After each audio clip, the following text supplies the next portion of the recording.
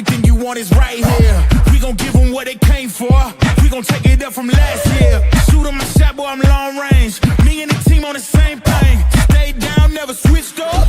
Only thing changed was the game. I'm in the zone now. Nothing can change what we on now. When I pull up, know it's going down. Foot on the gas, ain't no slowing down.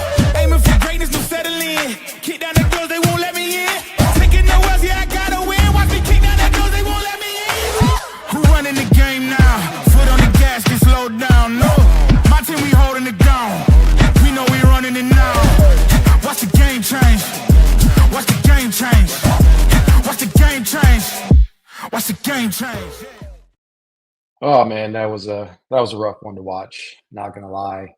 Towards the end of that game, honestly, there were a lot of points in this game that were difficult to watch. I can't even verbalize it any other way. Welcome to another edition of the It's Cavalier podcast. It's your boy Mac. Our Cleveland Cavaliers took on the Atlanta Hawks tonight, led by none other than Jalen Johnson, in a game that obviously held major NBA Cup implications. It also doubled as DeAndre Hunter's first game in Atlanta against the Hawks since coming over midway through last season. Now, they went into tonight looking to secure a wild card spot in the NBA Cup. They entered the game leading the wild card standings in the Eastern Conference with a 2-1 record in Cup games with a plus 33-point differential. And then they would have had the opportunity to clinch tonight with one of two scenarios. If they would have won tonight, if Detroit would have lost tonight, Cleveland was a tiebreaker over second-place team in the Eastern Group C. And the other scenario is if had Cleveland won and then they outright won the tiebreaker over Orlando and a second-place team in the East Group C. All of that means nothing now because obviously the Cavaliers lost. And guess what? They entered tonight with the entire starting lineup intact, so we can't really use that as an excuse considering that Atlanta is dealing with their own injury issues. Now, this is something that I do have to point out. They've only been on the court together, if I'm not mistaken, 3 times this season. You have only seen the starting unit of Donovan, Darius, DeAndre, Evan, and Jarrett a handful of times this year. It's been a rarity. And thankfully, the injury report didn't really seem as extensive as it has been at certain points this year, as it read really, honestly, just Max Strus and Craig Porter Jr., if I'm not mistaken, on Sam Merrill as well. But at the end of the day, the Cavaliers still could not get the job done. Now, it was clear to me that right off the bat, a couple of things within the offensive flow was there. The dribble penetration in particular was apparent as Donovan Mitchell drew 2 early foul calls off of his dribble penetration within the first couple of minutes of the game. And I know that Darius Garland was key in that as well as Cleveland, although they fell behind by the score 21-11 to start the game. Things seemed to at least round out, especially in that second quarter. And they ended up taking a small lead into the half, outscoring Atlanta 39-27 in the second frame. And Donovan Mitchell in particular was phenomenal throughout the entire game, but mostly in the stretches of that first half. There were some big scoring punches in the second, obviously. But that first half was phenomenal as he scored 22 points on 7-12 from the field, including 3 of 5 from deep. Efficient as hell. DeAndre Hunter was locked in, scoring in double figures, posterizing people out there. And it just looked like the Cavaliers and Atlanta Hawks were going to be in a dogfight, a slugfest. And lo and behold, that's what this game turned into. Who wanted it more? Now for Cleveland, the thing that I can honestly say is that the Cavaliers struggled immensely to defend the interior tonight. It was ugly to watch. I just can't sugarcoat it any more than that. Their interior defense, because it just felt like there was a parade to the painted area by the Atlanta Hawks tonight. They outscored Cleveland 64-46 in terms of points in the paint tonight. It was really ugly to watch. And then to top it all off, they knocked down timely shots in terms of the perimeter shot. They would shoot 16 of 43. That's 37.2% from deep as a team compared to Cleveland's 17 of 39, which is 43.6. Now, when you're looking at purely terms of an efficiency standpoint, the Cavaliers' offense was fine tonight. And the offense on the other sideline, it was even better, obviously. But I think most of that was obviously on the interior, and it was timely shots. It's not as if Cleveland was outshot in terms of the perimeter shot by the Hawks. It was the timing of the shots. And the ones that stick out to me are the Reese shot in the left-hand corner in the fourth that was a backbreaker right there. And then I believe it was Alexander Walker that possibly hit that shot to put the Hawks up by 6 points. And I'm just like, my God, we watched Donovan Mitchell put on this Herculean performance down the closing stretches of this game, and it was all for naught. I mean, after watching Alexander Walker drill that triple with 49 seconds left on the clock, because I'm looking, it's 123, 126 after the Reese triple and 109 left on the clock. I'm like, okay, Cavaliers can get a stop. They can prevent somebody from knocking down that triple. They're still technically in this one, especially with how Donovan Mitchell has played throughout the entirety of this game. And what do we see? We see Alexander Walker drill that triple. And at that point, at that very point, with 49 seconds left on the game clock, I just knew it was over. The Cavaliers have been fighting an uphill battle, what felt like all game long in terms of the effort. There were beautiful sequences in which Evan Mobley and or Jarrett Allen would go out there and be active on the glass. There would be others that were frankly disturbing and continue more of that same trend that we have seen from this team time and time again, where they just look non-existent in terms of effort on the glass. They're just ball watching. And some of that is on the guards. Some of the long rebounds you have to be better positioned for. I don't put that solely on the bigs, but there were a handful of sequences tonight where I know for sure that Evan Mobley could have gotten the rebound on the defensive side, on the defensive glass, and just didn't. I mean, there was a putback towards the end of this game. I think it was by Jalen Johnson, who got in on a tip layup, where Mobley probably could have pulled it down. He was in the area, he was right around the basket, and he just failed to do so.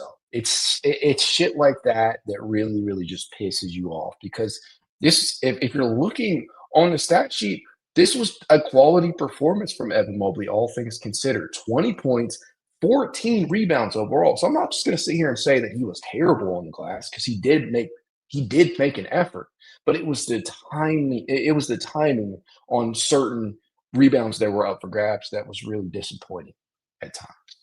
I mean, that's as clear as I can be, right? 4 offensive rebounds for Mobley tonight, 14 overall, at least according to NBA.com's numbers on the night. But there are specific sequences that occur, and it just leaves you scratching your head. Like, is anybody going to go for it? Is anybody going to try? Do you guys actually want to win this game? Do you want to hustle? Because that is what most of rebounding is. It's effort. Yeah, there is a skill standpoint to it in terms of knowing where the ball might careen off the rim and knowing where it might bounce to. But a lot of it simply just boils down to who fucking wants it more.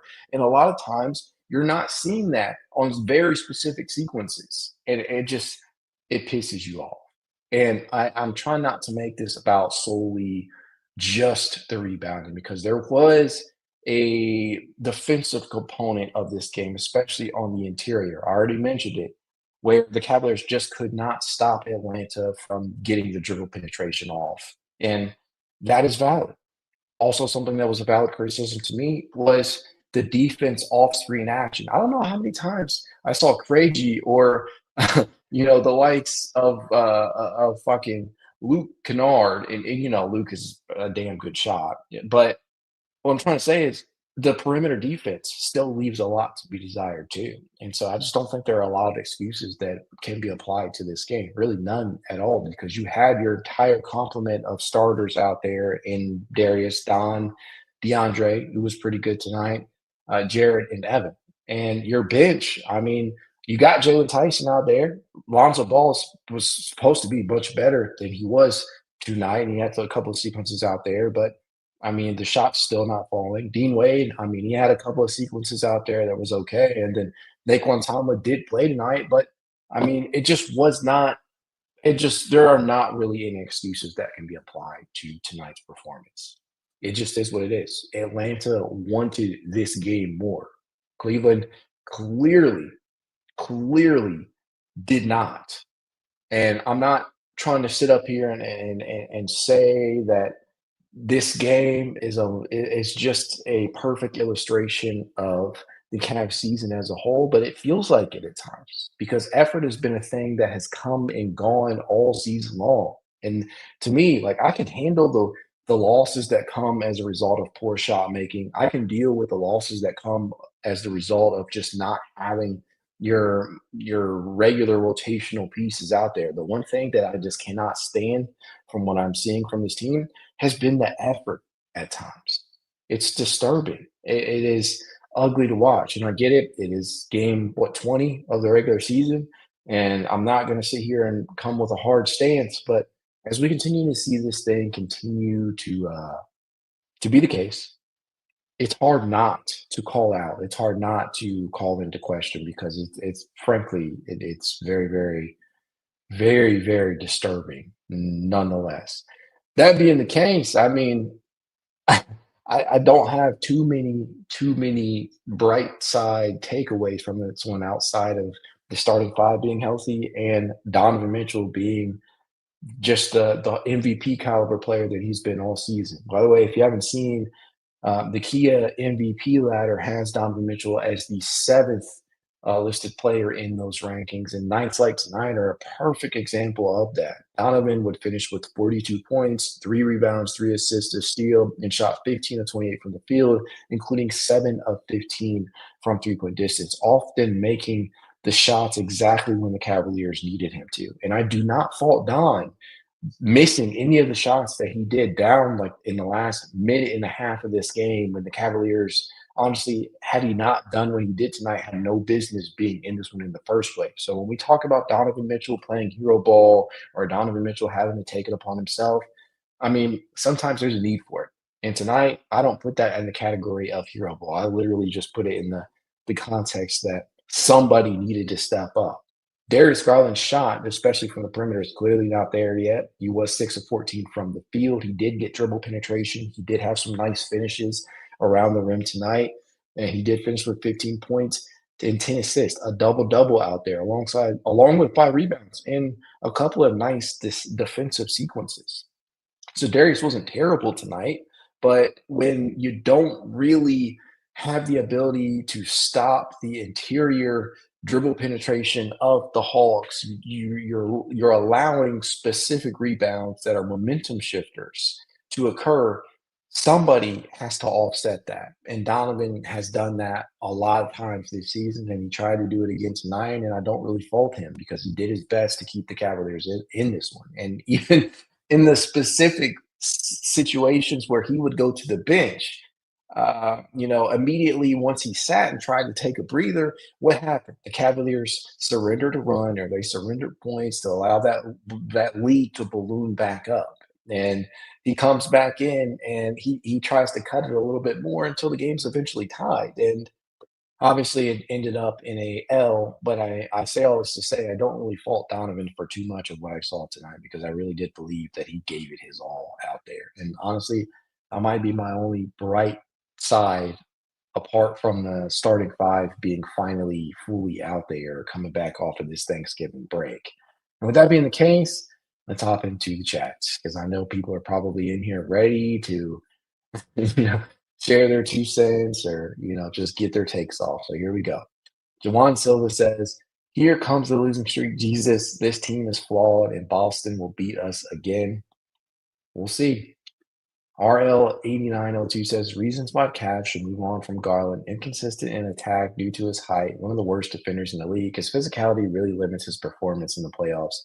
Honestly, I don't know how much of tonight was Darius Garland's fault. I saw a lot of sequences in which they literally were able to drive right by some very specific players. I saw it happen to many players. I saw it happen to Dean Wade. I saw it happen a lot to Larry Nance Jr. I saw it happen to Naquan Tomlin. I saw it happen to Darius. Honestly, I saw it happen to a lot of people. And while I can certainly understand anybody's insistence on Darius having a quote unquote height issue when it comes to playing against taller teams, I'm not sure tonight that was really the issue.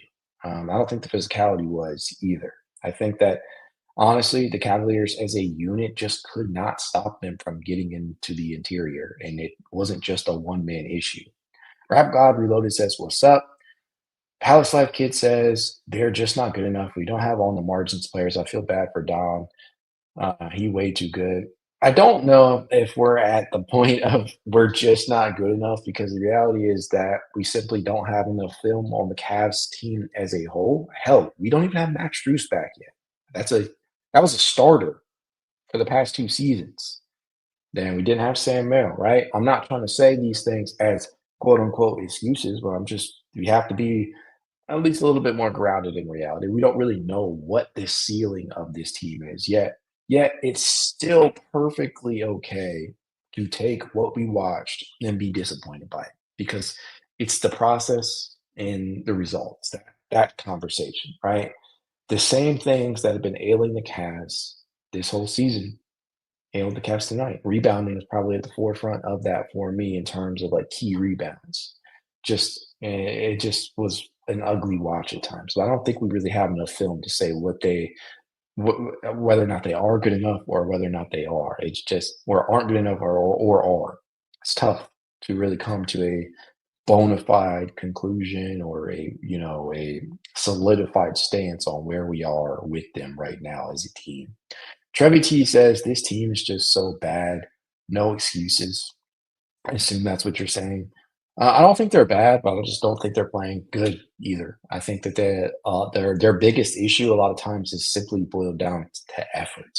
And effort is one thing that is in the Cavaliers' control. One thing that is maddeningly frustrating because it's maddeningly inconsistent. Hate it. Absolutely hate it. E. Jackson says, "We failed to make big shots again, but give it to Mitchell. He did all he could late in the fourth." That man certainly deserves no disrespect in this stream. So I completely agree with you. Donovan did everything he could, everything within his power to try and carry this team home to victory. Sucks. Sucks. Jeremy Z says, "No effort anywhere besides Donovan. It's actually sad." I don't think it's just Donovan, but I think that because there have definitely been games where Donovan's effort's been lacking too. But I thought that from a defensive standpoint, it was an ugly watch, and this is team wide. Team wide. I don't know, man. That's currently where we are. Cavs News says, "What's going to be the excuse tonight?" I don't know why people come in here expecting me to make excuses all the time because what I essentially try to do is be balanced in my takeaways from the losses. I think I've been pretty objective relative to previous seasons and expectations. So comments like this, I don't get what you're trying to say or attempt to do because I've been pretty fair about the Cavaliers being disappointing this season and picking on very particular players, having Mobley included within that. Rudy Lane says, "When is Strus coming back? We need a spark." Honestly, I don't know. Max obviously is a big piece of this team. He's not somebody who's going to be like life changing or anything like that, but I think he would definitely give you a boost to the second unit. I assume that's where Kenny is going to happen. Maybe he starts. I don't know. Maybe they float the idea of bringing DeAndre Hunter back to the bench to solidify that scoring. Maybe they decide they're going to just buck the trends completely and start Jalen Tyson, have both Max and DeAndre come off the bench. I don't really know, but what I can say is that he is a big piece, and I think that he will definitely help things, especially if you have him out there besides Sam Merrill and or Jalen Tyson or DeAndre Hunter, whoever you have him playing with, whatever lineups you have him in, he's going to be impactful. But honestly, I have no idea. I would assume maybe mid-December, early January, but from what we have heard, that injury that he suffered, it's going to be a long rehab, and when he gets back, he may not be the type of player that we have become accustomed to in his first 2 seasons here. He's going to be dealing with the effects of that, similar to how Darius Garland is still dealing with the effects of his injury and doesn't quite look the way that he did last year. Rock Value says the cut doesn't matter, but regular season seeding does. Absolutely. Do you guys know that I have been a huge proponent of the regular season mattering? I've said that like 10,000 times. The regular season matters for various reasons, especially development, lineup consistency and chemistry out there, developing specific habits, good ones. Cup games, they're nice. They give an extra layer of, viewability, watchability to these games during a monotonous regular season schedule. But ultimately, yeah, seeding does matter. And the one thing that I have said, I haven't said anything else that you guys have listened to. It's that as long as they earn a top four seed and are relatively healthy, I can live with the results of whatever the win-loss record is, as long as that is the end result. We'll see. We'll see. Hailstone says, I liked Hunter's dunk. Yeah, that was great. That's a great sequence. They dunked on Mogay. I think Mogay ended up kind of taking offense to that because we saw what happened immediately after that. Gets fouled, or he fouls Hunter rather. Rep Gabriel says Merrill's still injured. Yeah, I think I mentioned that already. Jay Killer says, why is Lonzo playing with non-scorers? He thrives with good players around him that he can be unselfish with. These rotations are so questionable in every way.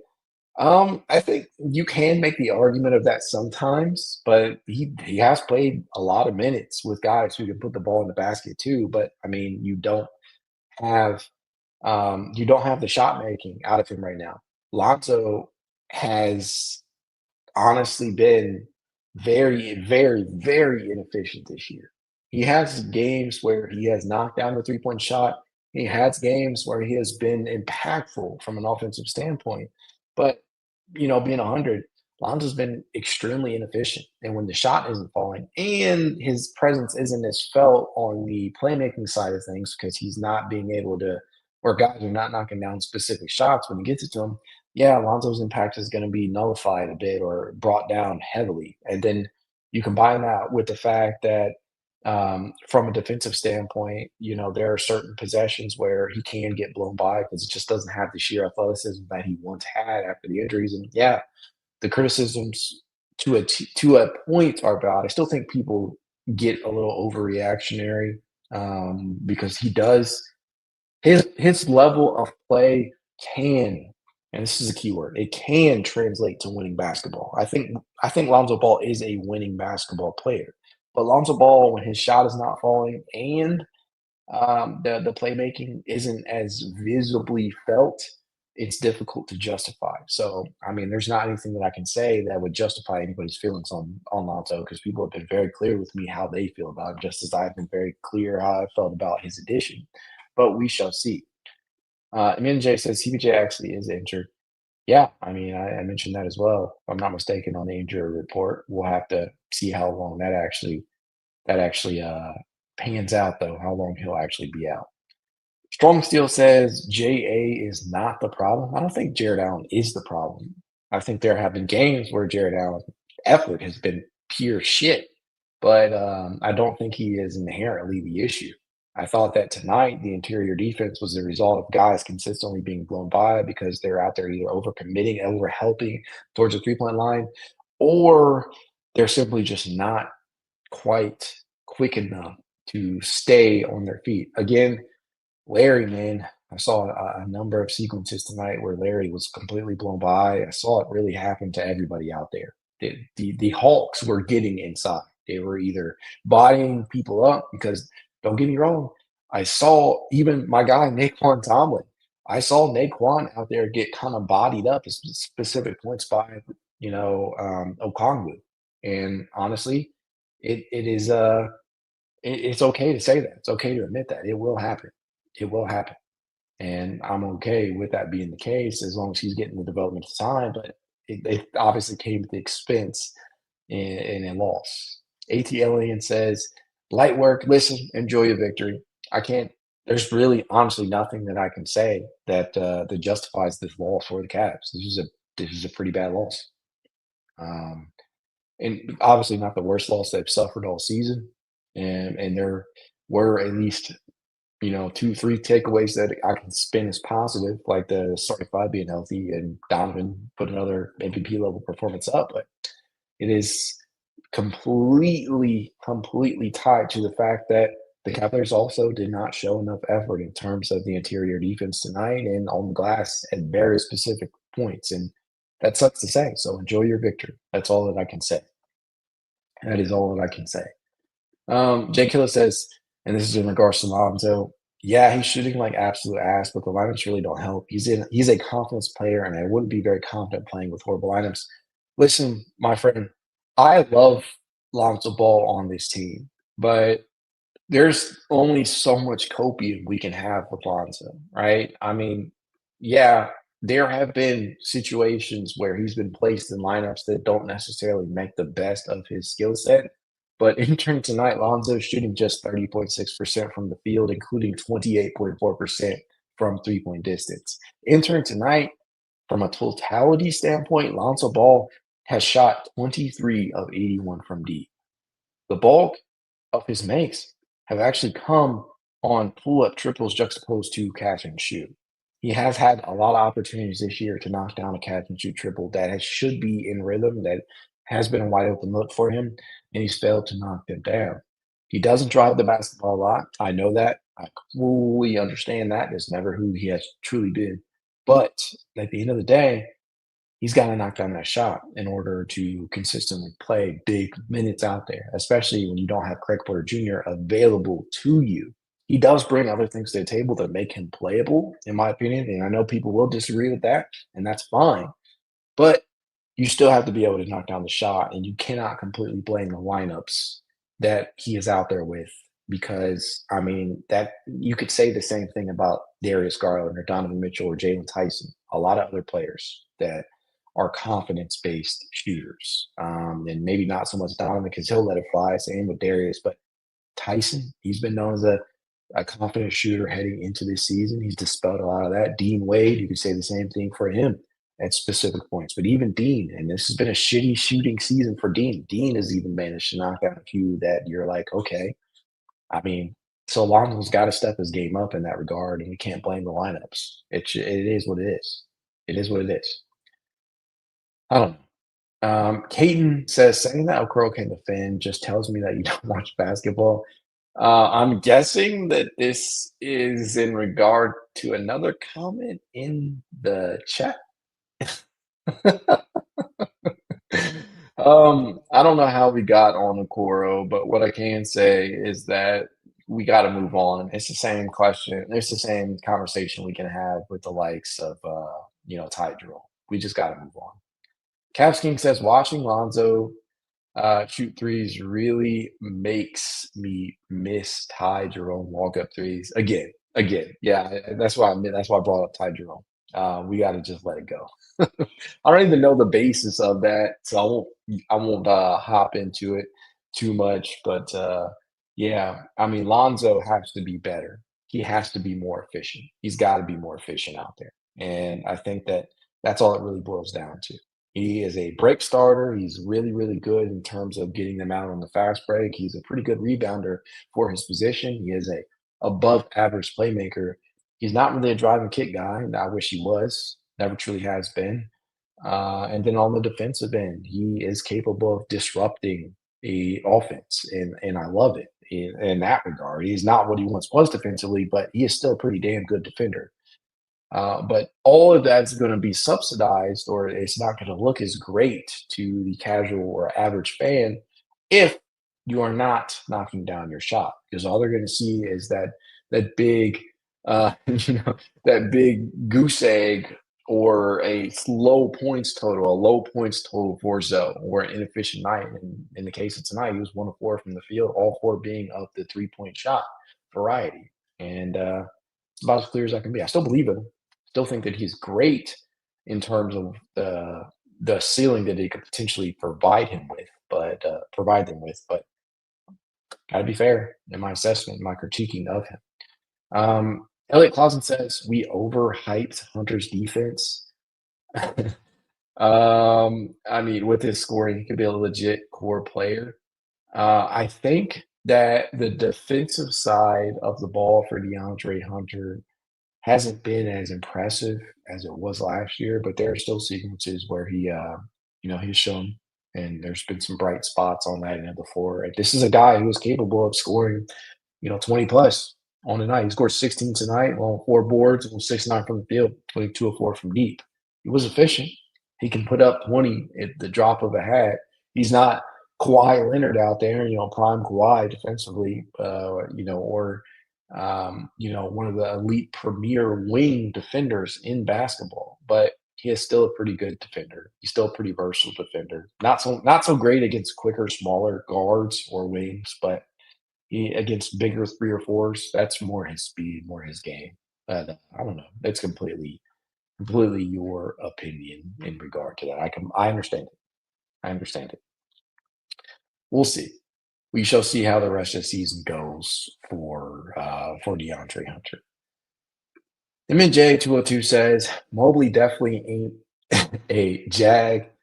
I'm guessing again this is in regard to somebody else's comment in here.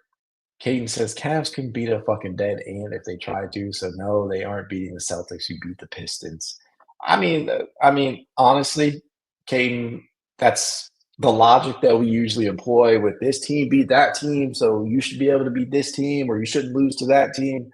It's terrible logic all the time. I do it myself sometimes. We can't do that because any team is capable of handing any other team an L, no matter the day. It's about who wants it more, oftentimes. And oftentimes this season, I can't lie, Cavaliers have looked like they've been disinterested. But we can't say this team beat this team, so we're not going to be able to beat that team. Or, it just doesn't work that way. It rarely works that way in sports. That's just the God honest truth. That ain't how it works. Vince Robinson says, Cavs on the game losing streak. They lose to the C's. Yeah, I would hate to see that happen. I'm not going to say that they're primed to lose like it seems like a lot of people in the chat are, but certainly possible with what we have seen from them this year. Sucks. Provided 253 says, hope you're feeling better, fam. Being sick in cold weather sucks real. Yeah, I don't know if you can hear it. It's still kind of in my voice, still kind of dealing with it right now. I've been holding back the cough this entire stream, but trending upward, and I was hoping for a victory tonight, but obviously that was not to be the case. And this is a perfect example of what I was just talking about. Never Bloom, who says Wizards literally smoked the Hawks. Yeah, I mean, to use the logic that our friend Caden was just a couple of minutes ago, it just doesn't apply. That's not how sports work. That type of stuff cracks me up all the time. Nate 406 says, yeah, they cooked Porzingis. He couldn't play tonight, so not exactly a one-to-one comparison. Yeah, I mean, you can rarely say that type of thing and expect it to be the case. We'll see how the Cavaliers respond, but tonight for sure was not a very, very bright performance. I hated to see them waste another MVP kind of performance like we got from Don tonight, but they did, and life goes on. We move. I just hope that they don't now have a very precipitous drop in the standings and they don't go on a serious losing streak. I don't think they will, but it's ugly, right? What are we at 12-8 right now? It's not beautiful. I hate that. And they're still in the top 6. They're not in play-in territory, although the Orlando Magic, they're right there. They're right there. A number of teams seated 7th and below that are not far separated. Really, the Eastern Conference as a whole, there's not a lot of separation from the top couple of spots in the East. There just really isn't. It's been pretty damn competitive as no team really has a stranglehold on any other. I mean, Detroit is probably the one team in the East right now that you can say has been pretty consistent with what they have been doing because we've seen a lot of inconsistency. I mean, if you want to put Toronto in there too, I'm gonna argue with you over that. But I don't know. I can't lose too much sleep just yet. I cannot. You guys, that's completely up to you. Completely up to you. Cavs Pew says, if Don requests a trade, we can get picks and a star back. I'm okay with that. I don't know why we're already giving up. I mean, your Cavs Muse, you should have some better takes than that. Come on, man. Come on. I mean, no player is untouchable. We saw that with Luka just last year, but literally, like, slow your roll just a bit. Any move the Cavaliers are going to make, are likely to be in the offseason after whatever happens in the postseason. Because what we're seeing right now from this Cavaliers team could not be any further from what we are going to end up seeing by the end of the year. So we got to just chill out. We got to take things down a notch. People are so ready to just people are so ready to just get this team over with, is what it sounds like. They're ready to break the core up, and I'm not there. We're 20 games into the season. I mean, the same people who say things like this, I'm sure, in Indiana last year, perfect example. They were pretty damn shitty, or should I say, they were pretty damn inconsistent through the first half of the season. And then guess what? They got Tyrese Halliburton back, and they went on a roll, and they never looked back, and they made it all the way to the finals. They made it all the way to the finals. They came one quarter, really one game away. I don't even know if we can call it a quarter because Tyrese Halliburton injury was brutal. One game away from winning a championship. And that was after a pretty damn lackluster start to the year for them. Nobody expected them to be that good. Nobody expected this to start the season the way that they did, but this is not the first team. And since I see a lot of you down there in the comments crying about not comparing this team to the Indiana Pacers, take a look at the 2014-15 Cavaliers. Much the same. 19-20 start to the season with a lot of new pieces. Yeah, it was LeBron's first time back in Cleveland in years, right? There are a lot of new pieces. They made some trades, took some time for things to settle, took some time for roles to settle. And they didn't deal with the number of injuries that the Cavaliers have dealt with this year. So if you don't like the Pacers comparisons, there are a lot of different comps throughout there. And maybe some of y'all are youngins. Maybe you don't remember. Maybe you don't understand. I don't know. But there are a lot of teams throughout the course of NBA history that have had a lackluster start to the year only to peak at the right time. So slow your roll, calm down, sit down. It's going to be okay. There are a lot of teams that get quote unquote lucky, as Cavs Muse says about the Pacers throughout the course of NBA history. Guess what? You need a little bit of luck throughout the course of a season. Health is a big factor in that. You got to be understanding that the Cavaliers, although they're not playing at the best of their abilities right now, they're not anywhere close to peaking. There's still a ceiling that the Cavaliers have not hit. And I think that you've been watching the NBA for 15 years, Caden. I would hope that you have seen, because it's 2025 right now. That means you've been watching the NBA for 2010. You don't have a long history to draw back on. 2010. That means you weren't around.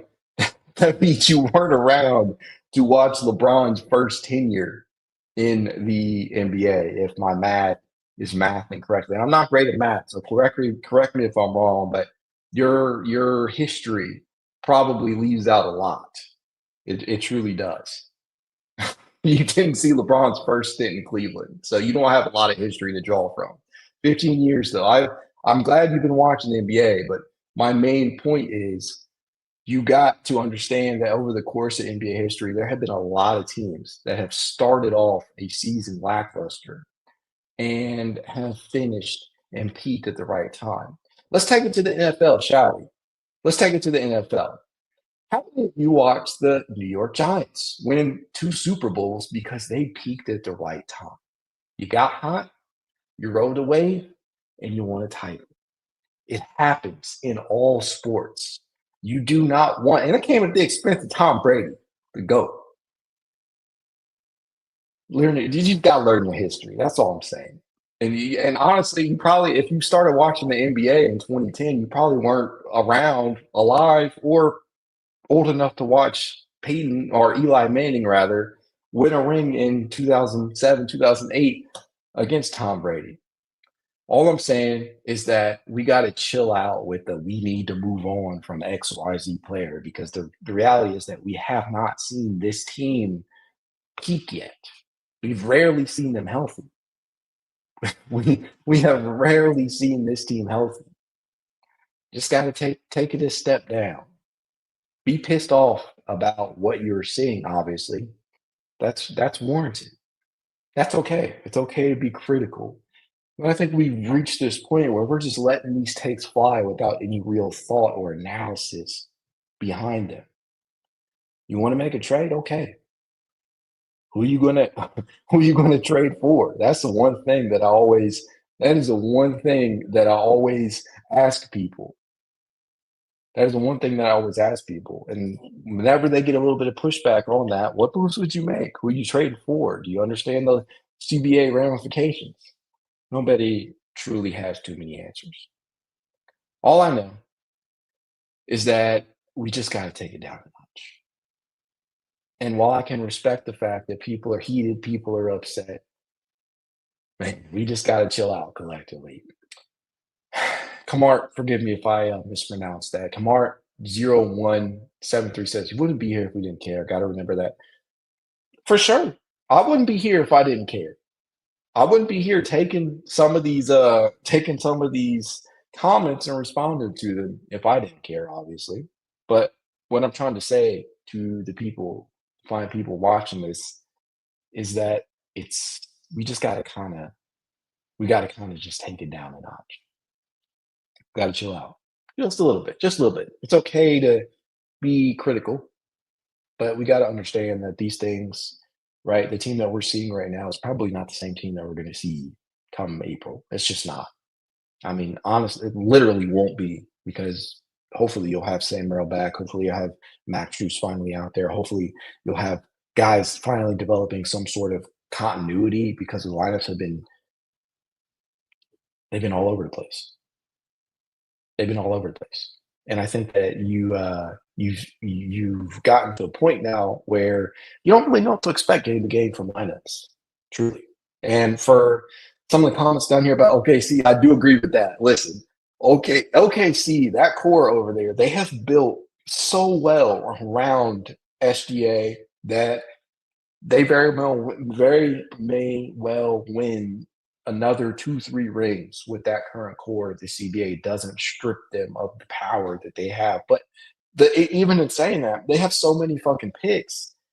They have so many picks that they'll be able to sustain this run that they're on likely for the foreseeable future, right? They have drafted well. They have made savvy moves that usually amount to a team continuing dynasty type run, and it's scary. I mean, OKC is so far ahead of everybody else right now in terms of like organization, in terms of roster building, in terms of draft capital. They've done things a very, very smart way. So credit to OKC. And I think that yeah, everybody's kind of looking up, right? Everybody's fighting an uphill battle in regard to them. But listen, we've seen crazier things happen. We've seen teams that have no business being beat. It happens. You're not unbeatable. This team, this very same OKC team that we're watching, they were very good last year. And they were one game away from losing to an Indiana Pacers team that had no business being in the finals to start the year. Nobody believed they would be there. And guess what? They played their asses off. They peaked at the right time. And they almost won the finals. That's all I'm saying, man. Take some time, think about what I'm saying, internalize it, just relax. And hopefully we're able to peak at the right time. As I always tell you guys, if you'd like to reach out, you know I can. It's Cavalier_pod on Twitter, TikTok, Instagram, YouTube, and more. If you want to be added to this Cavalier Discord chat, you know what to do. Leave a rating, leave a review, send a screenshot of said review to it's Cavalier53@gmail.com, and I will send you said invite. If you want to support the show in a small but helpful way, consider becoming a member over on Patreon. You can do so on YouTube for as little as $1 a month. But even if you don't, your boy will still be here because I love this team. I know you guys do too. Go Cavs.